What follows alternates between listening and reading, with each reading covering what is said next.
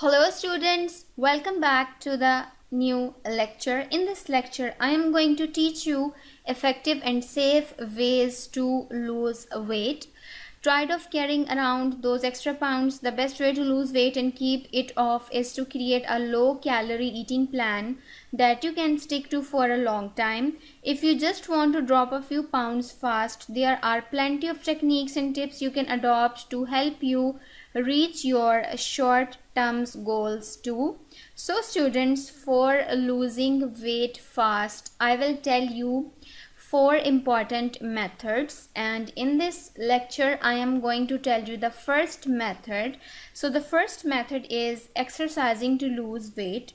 Make time for exercise. Exercising might actually make you gain a few pounds of muscles when you first start, but it's an essential component of any long-term sustainable weight loss plan. Regardless of how busy you are, it is essential that you make time to exercise each day if you actually want to lose weight and keep it off.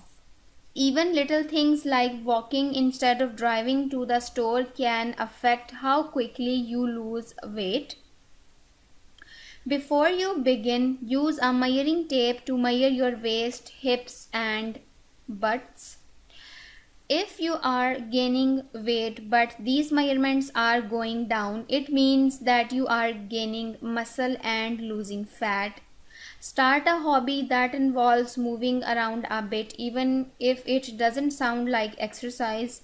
Gardening, building small projects, working on cars, or playing with animals are all great ways to burn calories. Try out a circuit training program. If you are trying to lose weight quickly for a particular event and don't care about keeping the weight off, you can try a condensed workout routine. Many women's and health magazines as well as personal trainers offer similar condensed workout routines designed to maximize weight loss and visible physical slimming within only a few days of beginning the regimen. Be realistic about the type of exercise you can do when starting a new program.